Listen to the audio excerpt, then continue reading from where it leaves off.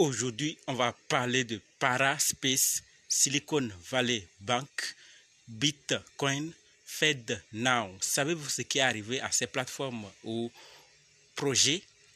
Et savez-vous aussi ce que dit ce gouverneur ou le gouverneur de la Banque de réserve indienne? On va en parler. Donc, si vous voulez en savoir plus, continuez, ok? Salut! Ici, c'est la chaîne crypto, monnaie et investissement. Et sur cette chaîne, nous parlons de deux thèmes, les crypto-monnaies en général et quelques business en particulier. Alors, si ces deux thèmes vous intéressent, n'hésitez pas à cliquer sur s'abonner, activer la cloche de notification pour ne rien rater sur toutes les vidéos d'urgence. Et prenez place car il y a de la place pour tout le monde, y compris vous, quelle que soit votre position géographique. Ok? Mille merci à tous ceux qui sont déjà abonnés, qui me laissent des commentaires, qui partagent mes vidéos. Grâce à vous, on a plus de 6800 abonnés et je vous dis merci du soutien. On va dans le but. Mais oui, on n'a pas cliqué sur abonner, c'est fait? Ok, c'est parti.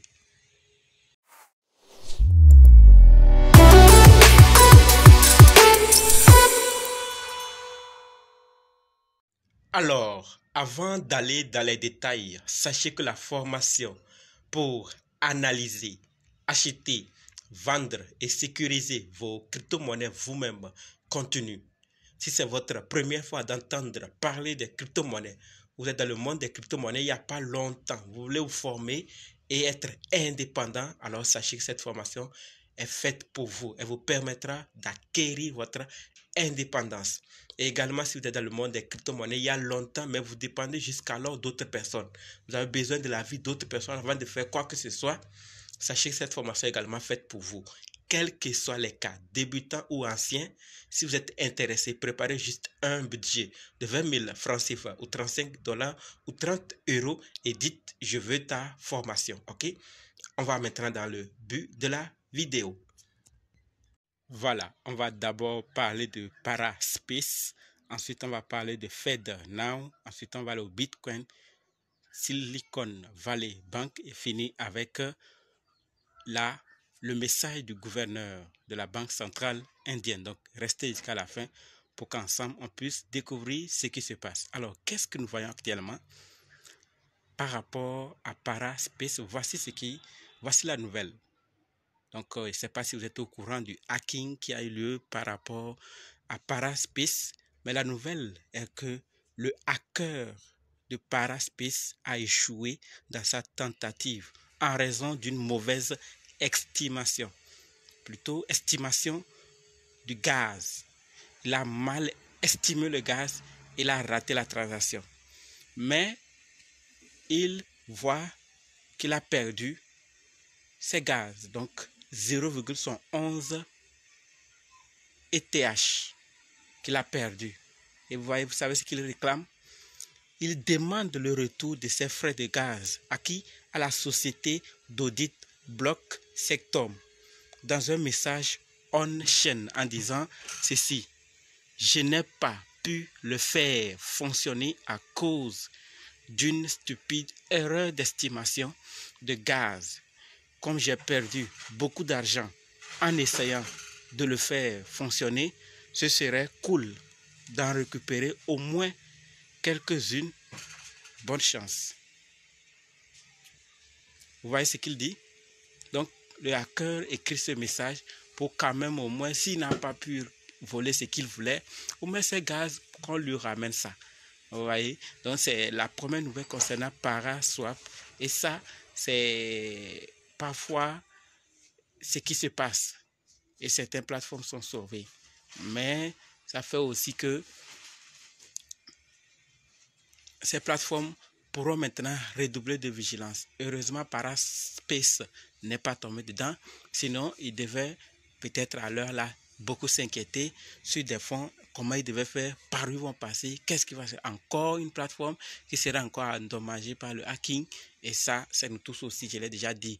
Quand une plateforme subit, à moins qu'elle est en position de faiblesse, sinon si elle est bien reconnue, ça va agir beaucoup.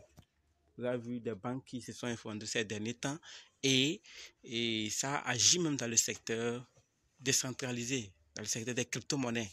Donc, on est parfois par rapport à certains projets liés. Vous voyez, non? Donc, c'est la première nouvelle que je voulais partager avec vous. On va maintenant passer à la deuxième. On va d'abord parler de Silicon Valley Bank. Après, on va parler de FedNow. Donc, pour ceux qui ne savent pas, Silicon Valley Bank, c'est la banque qui a eu des difficultés financières la dernière fois. Elle ne pouvait pas rembourser. Beaucoup n'ont pas pu faire les retraits comme Circle. Nous avons vu que Circle a 3,3 milliards de dollars qui n'ont pas été retirés. Et heureusement qu'ils n'ont pas la grande partie dans cette banque. Ils ont la grande partie ailleurs. Vous voyez, mais il y a d'autres aussi plateformes qui venaient de commencer, qui ont leur grande partie là-bas. Donc, vous imaginez ce qui s'est passé. Alors, on ferme la parenthèse. Qu'est-ce qu'on voit ici? Silicon Valley Bank Financial Group dépose une demande de protection contre les faillites en vertu plutôt du chapitre 11. On nous dit aussi que Silicon Valley Bank est la plus grande banque à être mise sous séquestre par la FDIC depuis 2008. Donc c'est historique la plus grande depuis 2008. Et ça veut dire qu'elle vient maintenant nous rapprocher, s'il faut le dire, parce qu'il y a aussi d'autres banques qui sont tombées, qui sont en train de tomber. Et ça, on ne sait pas où est-ce que ça va nous conduire. Donc, s'il y a déjà une qui a dépassé, qui fait partie depuis 2008, des plus grandes depuis 2008, alors il faut aussi s'inquiéter. Et effectivement, cette banque a beaucoup de poids, d'influence. Sa faillite ou son rabaissement affecte beaucoup.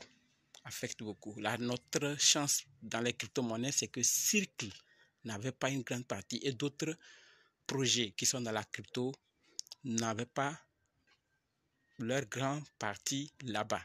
D'autres en ont, mais Circle quand même n'en a pas la grande partie dans cette banque. Voilà, donc c'est ce qui a fait que ça n'a pas trop pesé du côté de Circle. Ça a eu à peser quelques jours parce que les hommes ont eu l'information, mais après c'est revenu en ordre. Vous voyez, donc il faut beaucoup se préparer. Et après, on nous parle aussi de cette troisième nouvelle, mais qui concerne toujours les banques de façon générale aux États-Unis. Oui, FedNow. Qu'est-ce qu'on nous dit? La Fed lancera FedNow en juillet. Un système de paiement instantané. Oui, donc la Fed vise à réduire l'écart de temps de paiement entre les institutions financières américaines. Comme je le disais, ça concerne maintenant les institutions financières uniquement américaines, considérées par certains comme alternatives au CBDC et au stablecoin. Donc le lancement représente une étape importante, oui, importante dans le parcours visant à aider les institutions financières à répondre aux besoins des clients en matière de paiement instantané afin de mieux soutenir presque tous les aspects de leur économie. Donc c'est vraiment urgent et on dit en juillet, cet outil sera lancé pour faciliter les paiements instantanés. Pour faciliter tout ça entre les banques afin que le temps mis puisse être réduit et faciliter les choses. Donc, vous voyez, on réfléchit, chaque problème vient avec une solution, chaque problème a une solution, il faut savoir chercher toutes les alternatives pour trouver toutes les solutions possibles pour résoudre et s'adapter. Sinon, on ne peut rien. Ces banques ont des difficultés ces derniers temps. Dans la cryptosphère, il y a des hackings. Il y a tout qui est mélangé. De ce côté, c'est inquiétant partout. Mais il faut s'adapter. Il faut trouver juste le moyen et s'adapter afin de évoluer.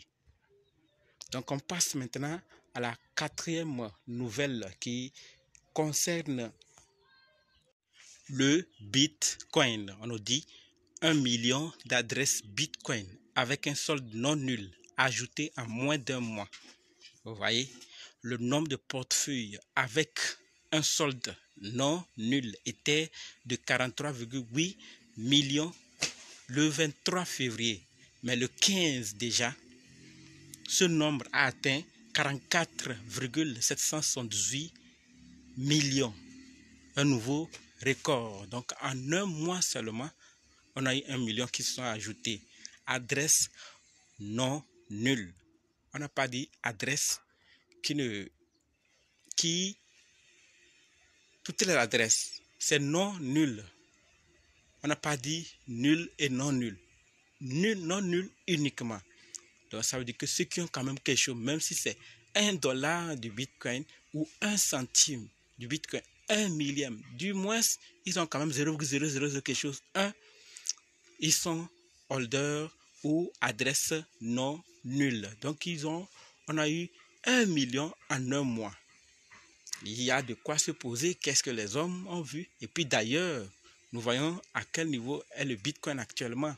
Donc, à plus de $25,000, même à $26,000.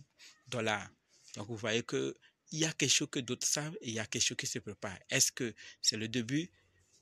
Nul ne sait. Ou bon, comme d'habitude, ça va revenir ou ça va vraiment monter et revenir. On ne sait pas, on a une crypto-monnaie, tout peut arriver à tout moment.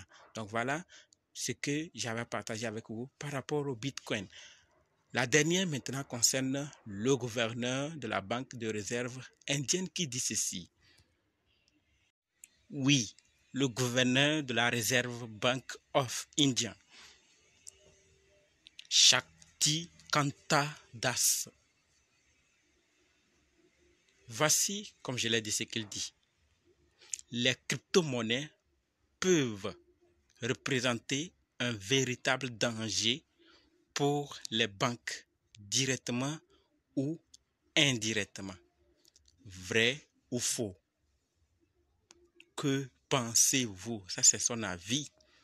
Qu'est-ce que vous pensez? Parce que nous voyons que certaines banques sont en train d'intégrer les crypto-monnaies pour s'adapter, d'autres pas, et voir leurs clients quitter. D'autres s'inquiètent, disent que ce n'est pas à cause des cryptos qu'ils vont quitter. Bref, chacun son avis. Et ce gouverneur a donné son avis. Qu'est-ce que vous pensez? Est-ce que ça serait vraiment un danger pour les banques ou ils peuvent trouver un terrain d'entente pour travailler ensemble? Dites-moi dans les commentaires ce que vous pensez par rapport à cet avis de ce gouverneur, afin qu'ensemble on puisse aussi voir qu'est-ce que vous pensez par rapport à cela. Rendez-vous dans d'autres vidéos et dans les commentaires. N'oubliez pas de nous rejoindre sur Telegram, WhatsApp, Facebook. Les liens sont dans la description, ok? Et pour ceux qui veulent se former, je vous attends juste dans les commentaires. Avec vous, je veux ta formation. Merci.